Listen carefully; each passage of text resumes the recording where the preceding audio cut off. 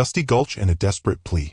The sun was a branding iron on Jedediah's back, each bead of sweat a surrender flag in his personal war. Grit danced around his scuffed boots as he fought a losing battle with the decrepit fence, the aged wood flaking away under his weathered grip.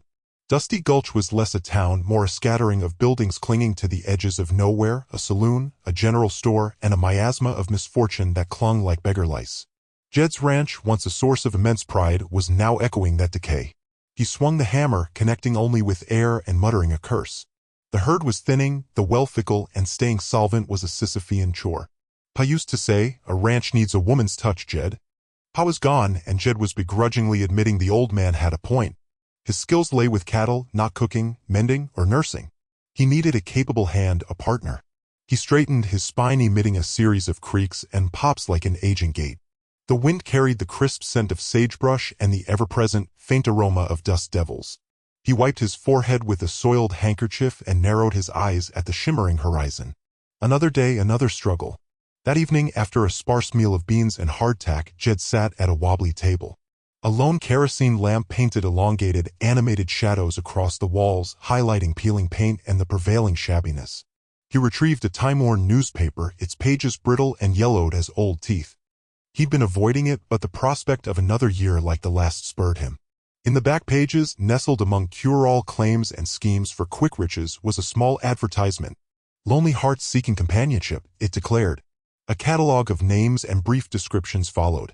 Widows, unmarried women, those seeking new beginnings. Mail-order brides. Jed scoffed. The idea was preposterous, born of desperation. But desperation, he recognized, was his constant companion. He perused the names, each one sparking a different, unsettling vision. He didn't want a delicate hothouse flower, some prissy city woman who'd swoon at the sight of a calf. He craved someone resilient, competent, unafraid to embrace hard labor. He revisited the advertisement, focusing on the overarching sentiments rather than specific profiles. Seeking a kindred spirit. Longing for a loving home. Yearning for adventure. It all resonated with hope. He pushed the paper away and claimed a piece of parchment and a trusty quill. He dipped the quill, the nib scratching against the paper's surface as he began. To whom it may concern, he wrote, then paused, gnawing the quill's tip. Too formal, too detached. He crossed it out and began anew. My name is Jedediah Blackwood, and I own a ranch, a struggling one, in Dusty Gulch, Wyoming. He hesitated, unsure how to articulate his needs. How did one portray oneself in a marital advertisement? Boasting about his non-existent good looks was out and his finances were hardly alluring. He continued, I seek a woman of strength, ability, and tireless spirit. Ranch life offers no ease. It demands long hours, resilience, and a willingness to confront hardship. I need a woman who can manage the hearth, mend clothes, tend livestock, handle a rifle if need be, and nurture a house into a home. He paused once more, scrutinizing his words. It read less like a proposal and more like an employment requisition. Yet, he couldn't fabricate a false image. He needed someone entering this arrangement with open eyes. I am not a wealthy man, he penned, but I am honest and diligent.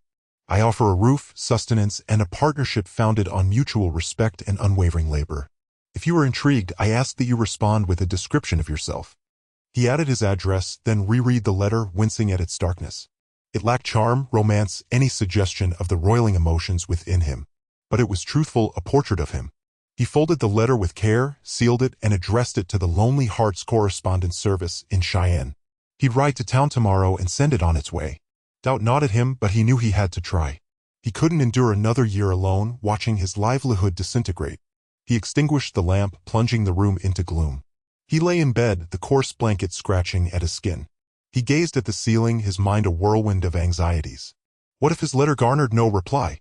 What if it did, but the respondent was a mismatch? What if this venture was a catastrophic error? He shut his eyes, attempting to quell the internal cacophony.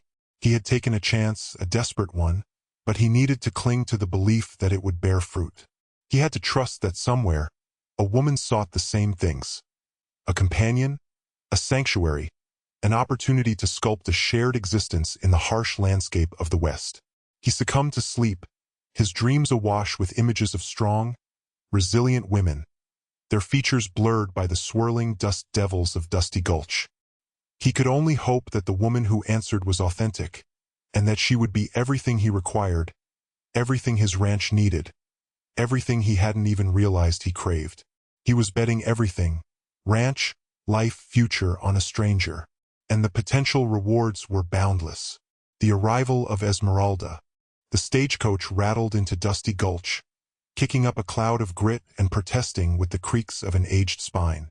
Jedediah Blackwood, a figure carved from the same hard earth as the town itself, watched from the mercantile's porch. A cluster of townsfolk, buzzing with anticipation, murmured like bees around a hive. He ignored their scrutiny, his gaze fixed on the approaching stage, on the woman destined to alight his wife, if correspondence held true. The horses, lathered and blowing, shuddered to a halt. The driver, leathery-faced and nimble, hopped down to wrestle with the luggage. Jed's gut twisted with each passing second. His imaginings had conjured a sturdy woman, built for labor, a true helpmate, not some delicate flower. Then the driver offered a hand. From the coach's shadowy depths emerged a hand encased in kid leather, followed by a figure almost lost within the folds of a voluminous cloak. She alighted onto the parched earth, and a wave of dismay washed over Jed. Esmeralda. Diminutive. Not frail, precisely, yet undeniably small. Barely topping his shoulder. Dark curls peeked from beneath her bonnet, framing a face of almost spectral pallor. But her eyes, a startling emerald fire, locked onto his with unexpected strength. Mr. Blackwood? The voice, though soft, possessed a clarity, a bell-like resonance that silenced the gossiping townsfolk. He swept off his hat, the gesture feeling awkward. Esmeralda, he replied, his voice a gravelly rasp. A tentative smile touched her lips. Philadelphia feels a world away. Jed merely nodded, tongue-tied. He had not envisioned this. A curt gesture indicated his wagon a short distance off. Your trunk. Just this? She responded, gesturing to a worn carpetbag resting by her feet. His brow arched. Nothing more. It suffices, she stated, her gaze unwavering. The carpetbag felt feather-light as he lifted it. Turning toward the wagon, he felt the collective weight of the town's gaze, their conjectures amplified. He caught fragments, fragile, ranch work, won't last. His jaw tightened, disappointment solidifying into a stubborn resolve. He wouldn't betray his unease. He assisted Esmeralda into the wagon, his hand brushing her arm. It felt surprisingly slight beneath the thick fabric. Settling beside her, the wagon's springs groaned under his bulk. Welcome to Dusty Gulch, he offered, the words devoid of any warmth. Her gaze swept over the dusty thoroughfare, the rickety structures, the prying eyes. It's remarkably different from Philadelphia. Remarkably is putting it mildly, he grumbled, snapping the reins. The wagon lurched forward, leaving behind the scrutiny of the town. As they journeyed toward the Blackwood Ranch, Jed couldn't shake the feeling that he'd committed a grave error. He stole a glance at Esmeralda. She sat serenely, hands clasped demurely in her lap, her attention fixed on the distant horizon. What could she possibly understand about repairing fences, tending to livestock, or enduring the harsh Wyoming winters? He had requested a partner, a helpmate. He had received a mere slip of a girl. He struggled to reconcile this seemingly breakable creature with the author of those insightful, intelligent letters. Had he been deceived? Had desperation clouded his judgment? These thoughts plagued him, compounding the already crushing weight of his failing ranch. The silence between them grew thick with unspoken anxieties. He yearned to inquire about her skills, her experience, but the questions remained trapped. He dreaded the answers, dreaded confirmation of his worst suspicions. Finally, as the ranch came into view, the dilapidated house, the sagging barn, the sprawling, arid landscape, Esmeralda broke the silence. It's unpretentious. Jed snorted derisively. Unpretentious is another understatement. Halting the wagon before the house, he announced flatly, "This is it." Esmeralda descended, her petite form outlined against the imposing, unforgiving vista. She turned to him, her emerald eyes holding an indecipherable expression. "Show me where to leave my things, Mr. Blackwood." After a moment's hesitation, he nodded. "Follow me." The whispers of Dusty Gulch receded, replaced by the ranch's isolating quiet, a silence heavy with doubt and mounting foreboding. Jedediah Blackwood had sought a wife, a partner in survival. He'd received instead a puzzle, wrapped in a fragile package. and he had a grim premonition that deciphering that puzzle would prove to be his most arduous undertaking yet. Secrets in the soil. The first light cut across the barren landscape like a cruel joke, turning the parched fields into a tableau of burnt oranges and broken promises. Jedediah, half expecting Esmeralda to shrink from the wind's icy bite, discovered her already outside, a shawl her only armor against the cold. Her attention wasn't on the crumbling farmhouse or the sway-backed barn, but riveted to the earth. He watched from the doorway, gnawing on jerky. See something out there? She didn't jump. Straightening, she brushed soil from her worn skirt, her gaze unwavering. The soil, it's depleted. The word held the weight of a grim pronouncement. Jedediah grunted. Preaching to the choir. Been trying to squeeze blood from this rock for half a decade. She's a stubborn one. Esmeralda moved to a patch of skeletal cornstalks, kneeling to gather a fistful of earth. It trickled through her fingers like dust. More than just tired. The balance is off. Alkalis choked the life out of it. She closed her eyes, inhaling deeply, a crease forming between her brows. And a taint lingers. Jedediah scoffed. Taint? You some kind of root doctor now? Ignoring the barb, Esmeralda asked. Has sickness plagued your livestock? Always something, he replied dismissively. It's a working ranch, not a sanitarium. Describe the ailments. He shrugged. Usual stuff. Lung fever in the calves. Foot rot in the sheep. Lost a good milker last month too. Well, the vet was stumped. Silence descended, broken only by the wind's desolate cry. I need to see them. He led her into the barn, its aged timbers protesting with every gust. The air inside hung thick with the stench of manure and decay. A few meager chickens pecked listlessly at the packed earth. A calf hacked weakly in its enclosure, its eyes glazed with fever. Esmeralda went directly to the animal, kneeling beside it and running her hand along its ribs, testing for heat. Pneumonia, like you said. Infested with worms too. She examined the calf's pale gums, her face darkening. The vet gave it medicine, Jedediah muttered defensively. It wasn't enough, Esmeralda countered, her voice gentle but firm. She stood, turning to him. Do you have yarrow? Willow bark. Jedediah's brow furrowed. Yarrow? Willow bark? What in the devil? For remedies, Esmeralda explained patiently. Yarrow for the burning, willow bark for the ache. With comfrey, I can make a drawing poultice for its lungs. Do you have any? He shook his head, bewildered. Got whiskey and some of that Dr. Miller's elixir he was hawking last spring. Esmeralda's lip curled almost imperceptibly. Whiskey won't mend ravaged lungs, and that elixir is probably tinted water. We require proper medicine. Where might I find these herbs? Jedediah hesitated. He'd never put much stock in doctors, let alone some slip of a girl claiming knowledge of herbs. But the calf teetered on the brink, and he'd run out of solutions. Willows grow along the creek. Yarrow maybe on the slopes. Comfrey, never heard of it. I'll search, Esmeralda declared, already moving toward the barn door.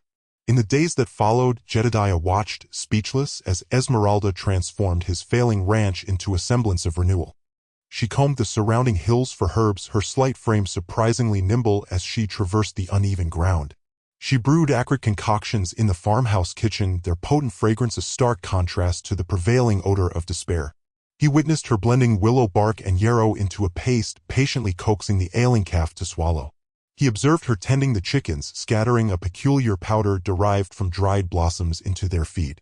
He even saw her laboring in the garden, enriching the soil with compost meticulously gathered from decaying vegetation. Gradually, almost imperceptibly, a shift occurred. The calf, still fragile, devoured its food with renewed vigor. The hens resumed laying. Even the atmosphere seemed charged with a burgeoning vitality. One evening, Jedediah discovered Esmeralda by the creek, patching a tear in her shawl. The setting sun painted long shadows across her features, etching the delicate lines around her eyes. You got a gift for this, he said, his tone rough around the edges. Esmeralda glanced up, her eyes meeting his. The land sustains, she replied simply. One just needs to understand its language. Jedediah shuffled his feet, uncomfortable. I ain't much for talking. Perhaps, Esmeralda said, returning to her mending, it's time you learn to listen. Whispers of rustlers. Jedediah spat a curse into the crisp morning air, the sound swallowed by the vastness surrounding him. He stood at the north pasture's edge, wind biting at his face, tugging his beard. Dew-kissed grass displayed clear evidence of theft, a trail of hoofprints leading away from the herd, from the ranch itself. 10 gone. 10 of his best. Damn them, he growled, scuffing at the earth with the toe of his boot. He dismissed the saloon rumors of increased rustling as mere bluster. Now, the emptiness where his cattle should have been grazing struck him like a physical blow.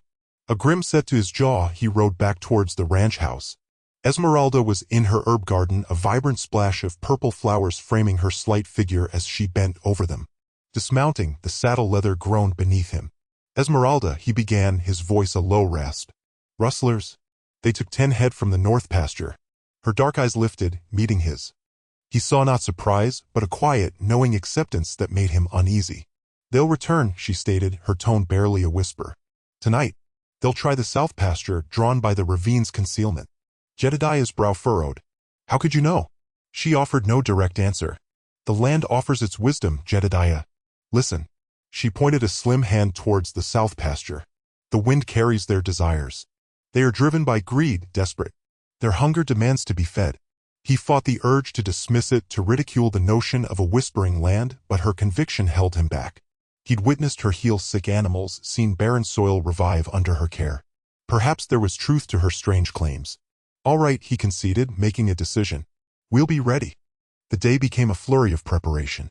He relocated the remaining cattle from the south pasture to a more secure pen closer to the house. His rifle, cleaned and oiled, felt reassuringly solid in his grasp. He instructed Miguel to keep vigilant without revealing the reason for his concern. Twilight bled across the sky, painting it in shades of flame and violet, and Jedediah took his position in the barn's shadows, rifle across his knees. The air grew frigid, pricking at any exposed skin. Only the lonely cry of a coyote and the soft murmuring of penned cattle broke the silence. He waited. Hours crawled by. Just as doubt began to creep in, he detected it, the faint squeak of leather, the muffled percussion of hooves against the yielding earth. They approached from the south, precisely as she had foretold. He raised his rifle, his finger hovering near the trigger. 3 shadowed figures on horseback materialized, faces obscured by bandanas. They were driving a small group of cattle towards the ravine. Suddenly, a sharp, unexpected note sliced through the night's stillness. A piercing whistle, urgent and high-pitched, reverberated across the pasture. Startled, the cattle scattered, their formation dissolving. The rustlers swore, their mounts rearing in confusion. Jedediah strained his eyes in the gloom, searching for the sound's origin. He spotted Esmeralda near the corral fence, holding a delicate silver flute. Another note emerged, a long, plaintive sound that seemed to vibrate in the very soil beneath his feet. The rustlers, caught off guard, quickly regained their composure. One raised a rifle, firing towards Esmeralda. Jedediah responded instantly, returning fire. His bullet struck the ground close to the attacker's horse, kicking up a shower of dust. The horse screamed, throwing its rider. The other 2 hesitated, unsure. Jedediah fired again, aiming higher this time. The bullet sang past their heads. They turned their horses and bolted, vanishing into the ravine's darkness. Jedediah lowered his rifle, his breath coming in ragged bursts. He approached Esmeralda, his mind reeling. What in God's name was that? He demanded, gesturing at the flute. She lowered the instrument, her gaze serene. A disruption. Such sounds are unfamiliar to them. It disorients them and the animals as well. He looked at her, at the slender flute, at her calm composure amid the chaos. He knew, with a certainty that settled deep within him, that Esmeralda was more than a mail-order bride. She was something different, something powerful, connected to the land in a way he couldn't fathom.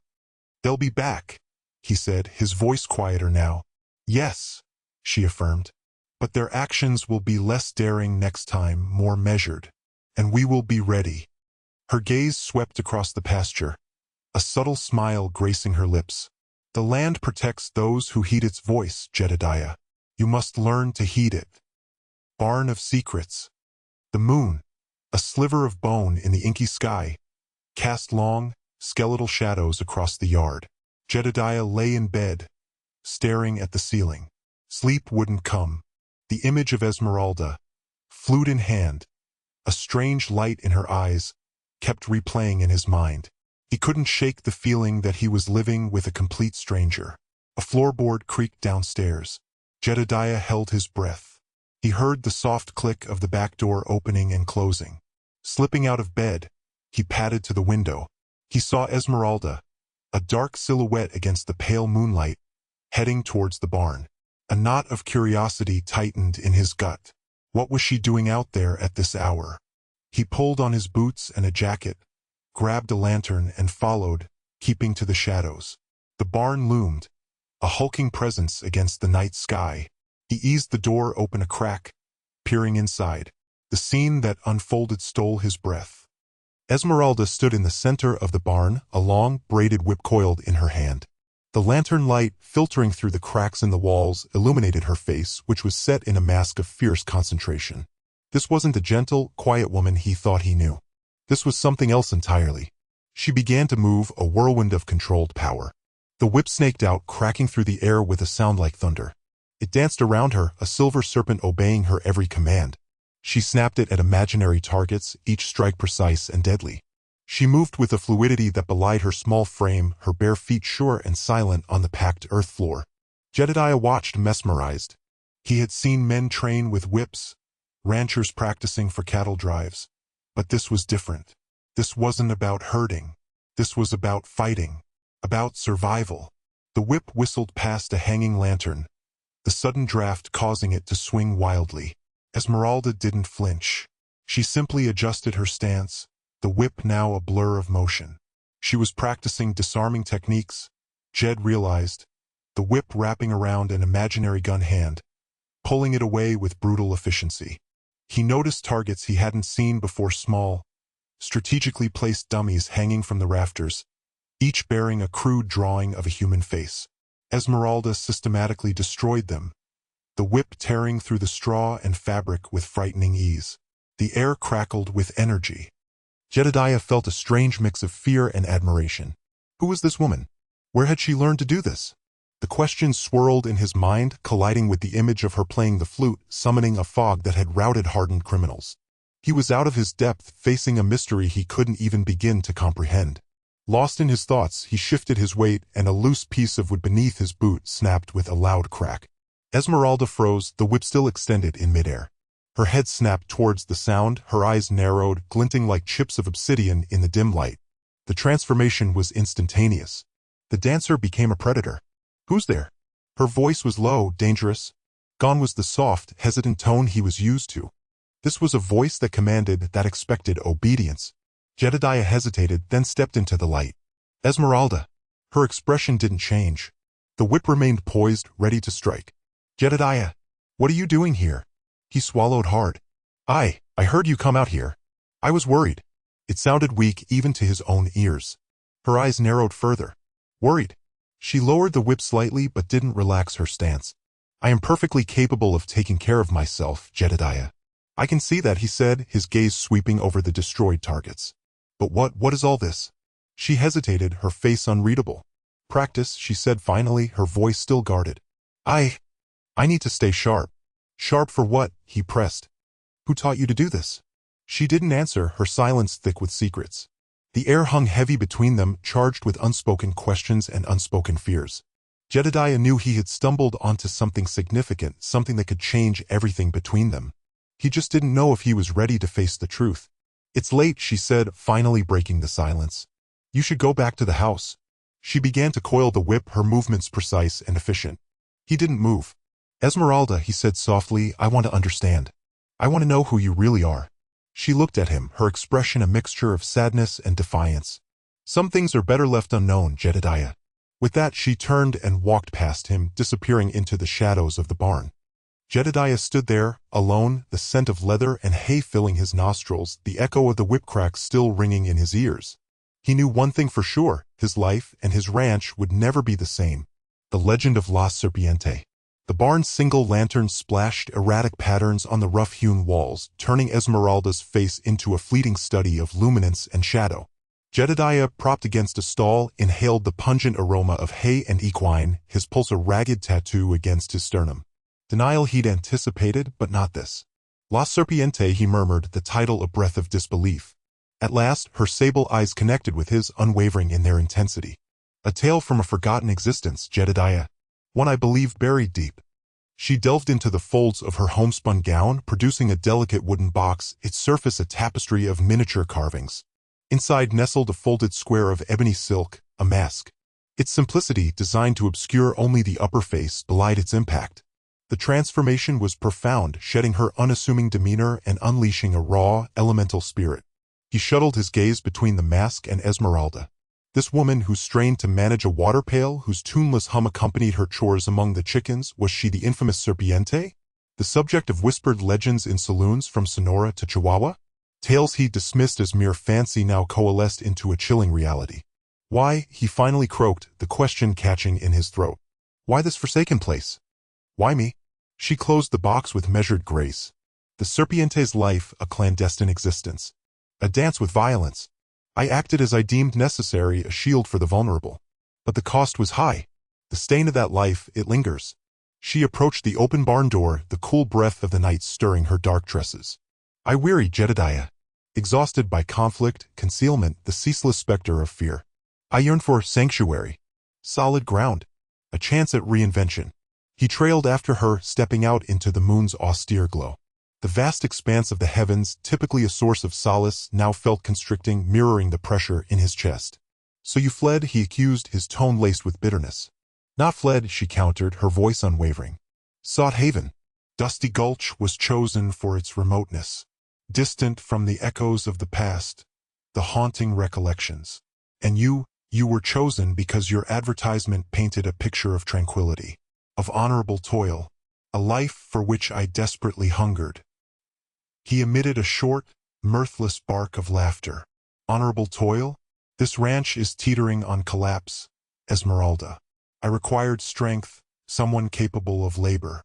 And you perceived, a fragile creature? She finished, a trace of melancholy coloring her words. A woman you believed easily manipulated. He recoiled, the truth landing like a blow. I was mistaken. Indeed, she affirmed, turning to fully face him. Yet, perhaps that miscalculation became my greatest strength. Who suspects the sparrow conceals the hawk's ferocity? Silence hung between them, heavy with untold truths. He studied her, truly studied her, seeing past the carefully curated image of the compliant wife. He perceived the resolve etched in her jawline, the embers smoldering in her gaze, the scars, both visible and unseen, that testified to her resilience. But La Serpiente, she was a ruthless killer, he stated, the words laden with uncertainty. Can such a person truly transform? Her expression softened, a flicker of vulnerability momentarily exposed. I can only hope, Jedediah. I fervently pray that's possible. Because if she cannot, then the respite I so desperately crave will forever remain elusive. She tucked the carved box back into her dress. He longed to believe her. He desperately wished to believe that the woman before him was the woman he'd imagined, the woman who could help him salvage his ranch, the woman who might even redeem him. But the vision of her wielding that whip, the chilling precision of her movements, haunted his thoughts. Why reveal this to me? He questioned, suspicion threading his voice. She sighed, the sound snatched away by the wind's caress. Because secrets fester, Jedediah. And secrets shared between husband and wife, they are a poison, slowly eroding everything. She paused, her gaze locking with his. Besides, she added, a faint smile gracing her lips, you already knew, didn't you? You sensed the truth within me, the latent power in my hands. You simply needed confirmation of your suspicions. He swallowed hard, the weight of her confession pressing down on him. He had exchanged one set of trials for another, and he couldn't discern if he'd struck a bargain with a savior or a demon. What now? He asked, the question dissolving into the night air. Esmeralda merely gazed towards the encroaching darkness on the horizon. Now, she whispered, we greet the dawn. Under attack. The yelping started it. Not a friendly bark, but a high-pitched, frantic whine that vibrated through the thin walls of the ranch house. Jedediah, already restless, bolted upright in bed, his hand instinctively reaching for the rifle he kept propped against the headboard. Esmeralda stirred beside him, her eyes snapping open, instantly alert. What is it? She whispered, her voice sharper than he'd ever heard it. Trouble, he grunted, already pulling on his boots. Sounds like Blue's cornered something or someone.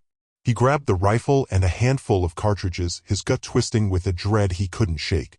The air outside was thick with the smell of dust and sage, the moon a sliver hidden behind scudding clouds. The yelping had intensified, joined by the frantic barking of the other ranch dogs.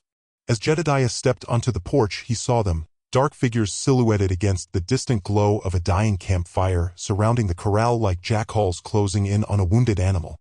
Rustlers. A wave of nausea washed over him. He'd heard whispers in town, rumors of a gang operating in the territory, bolder and more ruthless than any he'd encountered before. He'd always figured he was too isolated, too far off the beaten path to be a target. He'd been wrong. Terribly wrong. He counted at least a dozen riders, maybe more, their faces obscured by shadows and bandanas. They were armed, rifles glinting menacingly in the faint light. Jedediah felt the familiar sting of fear, but beneath it, a stubborn ember of defiance began to glow. This was his land, his livelihood. He wouldn't let them take it without a fight. "Esmeralda, stay inside," he ordered, his voice tight. She didn't argue, but he saw the flicker of something in her eyes, a dark intensity that made him uneasy. He didn't have time to dwell on it. He needed to buy time to assess the situation. He raised his rifle, the metal cold against his cheek. "Hold it right there," he yelled, his voice cracking slightly. "This is private property. You're trespassing." A harsh laugh echoed from the group. A figure detached itself from the others, riding forward until he was just outside the range of the porch light. He was a large man, his face hidden behind a black bandana, his voice a gravelly growl. "We ain't here for a social call, old man," he said. "We're here for your cattle. Stand aside and you won't get hurt." "Those are my cattle," Jedediah retorted, his grip tightening on the rifle. "I've worked hard for them. You want them, you'll have to come and get them." The rustler chuckled again, a sound that sent shivers down Jedediah's spine. "Suit yourself," he said. "Boys, take 'em." The riders surged forward, a wave of horseflesh and steel. Jedediah fired, the shot echoing in the night, but he knew it was a futile gesture. He was outnumbered, outgunned. He fired again, hitting one of the horses, sending the rider sprawling. But they kept coming. He retreated into the house, slamming the door shut and bolting it. He glanced at Esmeralda, who was standing in the middle of the room, her face pale but resolute. She wasn't cowering, wasn't pleading. She was watching him, her eyes filled with an unsettling calm. "Jedediah," she said, her voice low but firm. "Give me the rifle." He hesitated. "Esmeralda, this is not your fight. Stay here. I'll handle this." "No," she said, her voice leaving no room for argument. "You are a good man, Jedediah, but you are not enough." Before he could protest, she reached out and took the rifle from his hands. Then she did something that made his blood run cold. She reached into the small trunk she kept by the bed and pulled out a long, black leather coat. As she shrugged it on, she seemed to transform, her slight frame somehow filling out, her movements becoming fluid and dangerous. He knew that coat. He'd heard stories about that coat. Stories whispered in hushed tones around campfires, stories of a woman who moved like a shadow, who struck like a viper. "Esmeralda." "Los Serpiente," he stammered, his voice barely a whisper. She met his gaze, her eyes now hard and cold. "That is who I must be tonight, Jedediah. For you. For this land." Then she was gone. She moved with a speed he wouldn't have believed possible, slipping out the back door and disappearing into the darkness. Jedediah stood frozen, his mind reeling. His mail-order bride, the woman he'd thought was so frail and delicate, was a legend, a phantom, a force to be reckoned with. Outside, the sounds of gunfire and shouting intensified. But now there was something else in the air, a high-pitched, chilling whistle like the hiss of a snake. Then screams. Los Serpiente's fury. The air thrummed, not with the promise of rain, but a tautness Jedediah could practically taste. Paralyzed, he watched Esmeralda. Los Serpiente. His wife. She who hours ago was feeding the hens now navigated the mayhem like a specter on the wind, her movements elegant despite the fire in her gaze. A hulking rustler, his face a slab of iron, charged, bellowing and brandishing a rifle like a cudgel. Esmeralda didn't so much as blink. A displacement of air, a whisper of motion, and the rifle sang past her ear by a hair's breadth. Simultaneously, the sharp report of a whip cracked the air.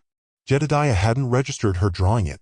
One instant, empty hands, the next, braided leather lashed out, coiling around the rustler's wrist with a sickening impact.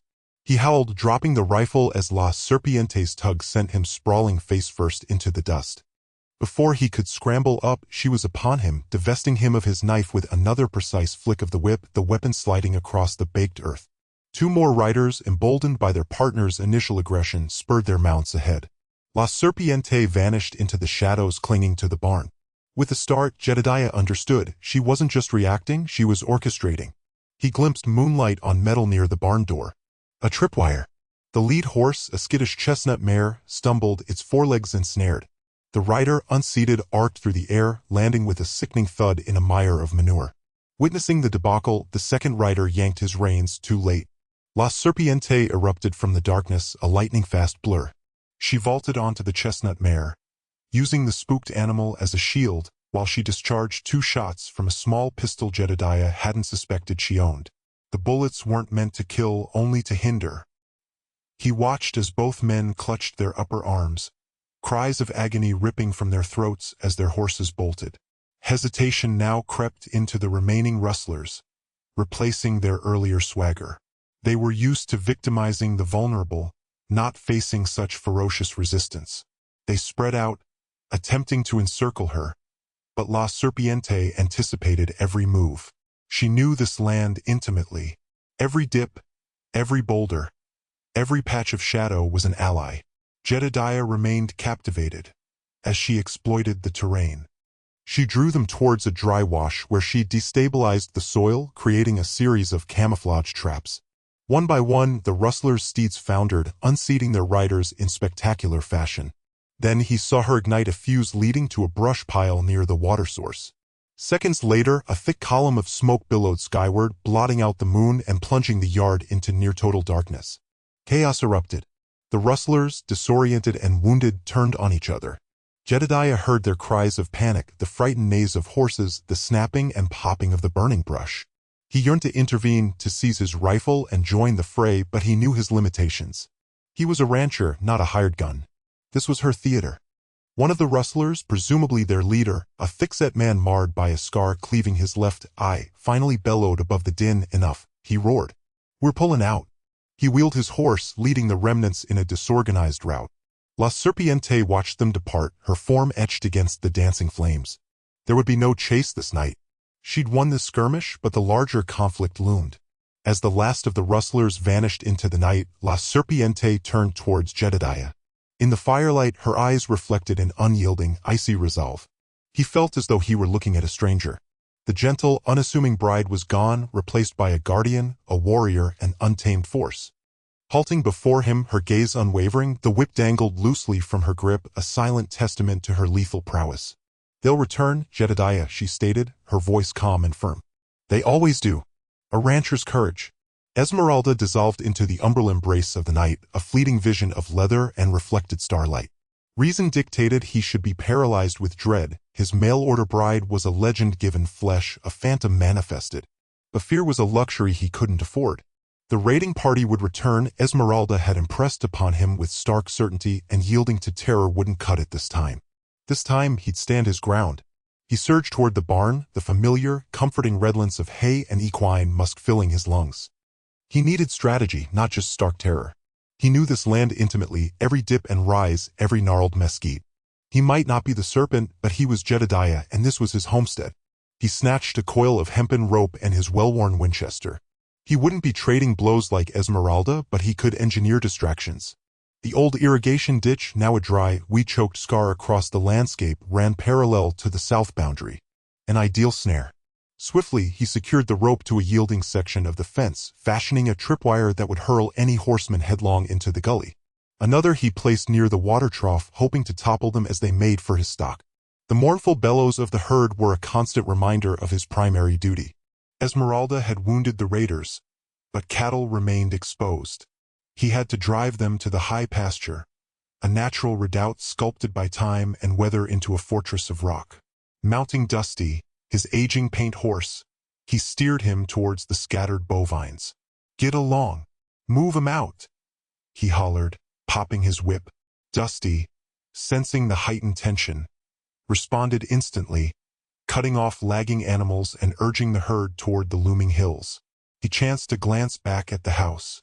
Still no sign of Esmeralda. A wraith, she haunted the shadows. He had to trust in her expertise. As he pushed the last of the cattle into the enclosure, the sharp retort of gunfire echoed in the distance. Closer now. He dismounted, heart a frantic drum against his ribs, and leveled his rifle. His gaze swept the horizon, seeking the source of the disturbance. Then he picked it out, a vacant saddle bouncing on the back of a horse galloping wildly across the plain. A jolt of pure adrenaline ignited his senses.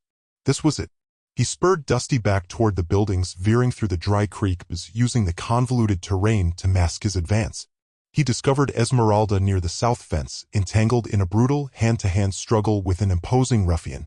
Her movements possessed a speed and grace that defied belief, yet the man was powerfully built, his grip of ice. Jedediah didn't delay. He raised his rifle and unleashed a shot, the bullet singing past Esmeralda's ear to slam into the rustler's shoulder.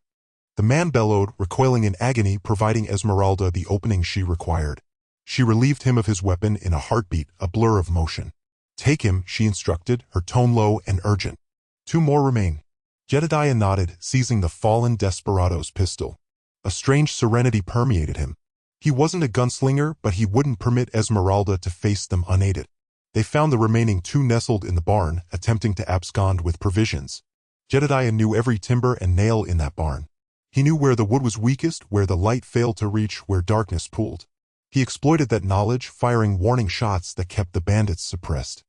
Esmeralda, meanwhile, maneuvered around the building's rear, her approach silent as falling snow. She scattered a fistful of gravel onto the corrugated tin roof, a clatter that immediately snagged the raiders' attention. As they craned their necks, Jedediah thundered through the main doorway, rifle blazing. The rustlers, surprised and disoriented, succumbed to panic. One attempted to bolt only to encounter Esmeralda, who efficiently incapacitated him with a sharp kick to the hamstring. The remaining outlaw, aware of his predicament, raised his hands in surrender. As the dawn unfurled, painting the sky with vibrant bands of coral and gold, Jedediah and Esmeralda stood shoulder to shoulder, observing the bound captives. The ranch was disheveled, but it remained theirs. He studied Esmeralda, her face smudged with grime and sweat, her eyes still alight with fierce resolve. She was no delicate bloom. She was an untamed force. And against all odds, she was his wife. "Thank you, Jedediah," she offered, her voice now softer, the Los Serpiente edge momentarily subdued. "You demonstrated courage." He met her gaze, a silent acknowledgement flowing between them. "We demonstrated courage," he corrected, a burgeoning sense of pride welling up within him. He was still just a rancher, but this night he had been elevated. He had been a guardian, a partner. He had proven his worth to stand beside Los Serpiente, Dusty Gulch's new protectors. The air tasted of burnt powder and earth, a sharp tang that permeated everything. Yet, beneath the acridity, a current of pure relief surged. The remaining rustlers, their spirit broken, had melted back into the canyons like phantoms at daybreak. Jedediah, stiff and bruised, leaned against the corral, watching the townsfolk of Dusty Gulch tentatively emerge, their faces studies in amazed disbelief. They hesitated to approach. Their gaze was riveted on Esmeralda, standing slightly apart, bathed in the sun's departing blaze, a palette of intense oranges and deep indigos highlighting her silhouette. The bandana, discarded nearby, revealed the unwavering line of her jaw and the unwavering fire in her gaze. Los Serpiente was gone, replaced by an equally formidable presence, Esmeralda, guardian of Dusty Gulch. First to move was Mrs. Gable, her face a weathered map etched with years of sun and struggle. She grasped Esmeralda's hand, her voice trembling with gratitude. "You saved us, girl. Every one of us." Then others followed, their thanks a rushing torrent of overlapping words. Hank, the blacksmith, a man built like an anvil, offered a rare, bashful smile. "Never witnessed such a thing. You move like desert wind, strike like a rattler." Even Sheriff Brody, notoriously taciturn, touched the brim of his hat. "Obliged to you beyond words, ma'am." Esmeralda, usually so self-possessed, appeared disconcerted by the outpouring. She lowered her head, a delicate blush rising on her cheeks. "I simply did what needed doing." Jedediah pushed away from the fence, drawn to her, a feeling burgeoning within him that defied easy definition. Pride? Reverence? It ran deeper. It was the slow, undeniable recognition that the woman he had initially underestimated, dismissing her as delicate, was, in truth, the strongest person he knew. He placed a hand on her arm. "They're right, Esmeralda. You were extraordinary."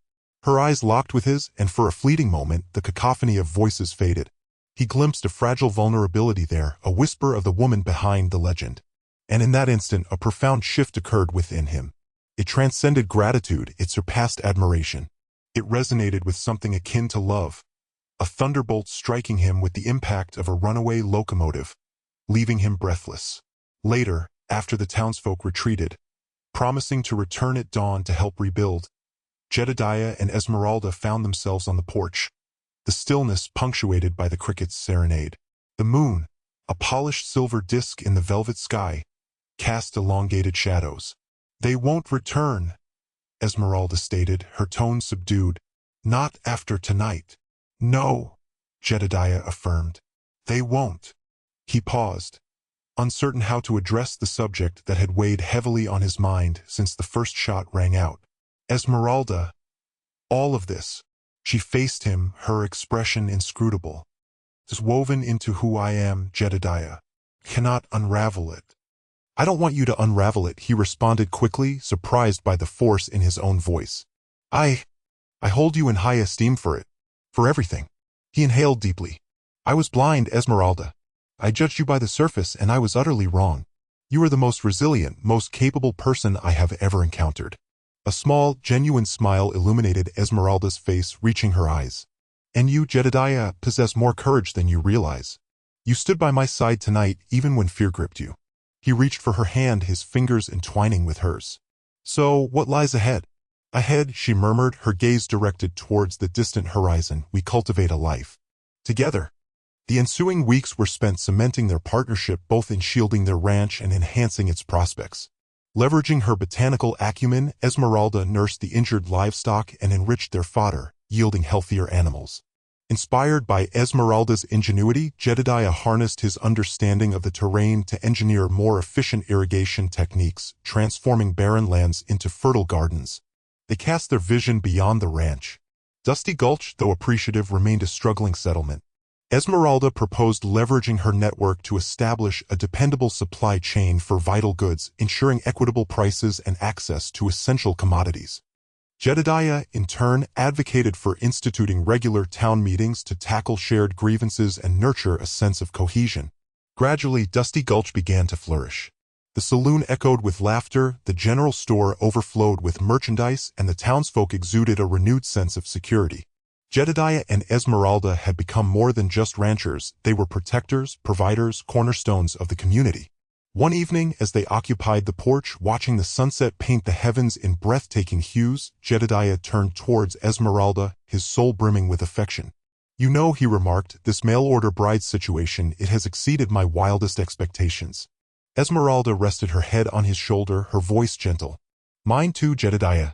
Mine too. And as the stars began to glimmer in the deepening twilight, they understood that their journey together, forged in the crucible of peril and misjudgment, was just commencing. Their future stretched before them, as expansive and promising as the land they had pledged to safeguard, a future founded on affection, mutual respect, and a shared dedication to transforming Dusty Gulch into a true home for all.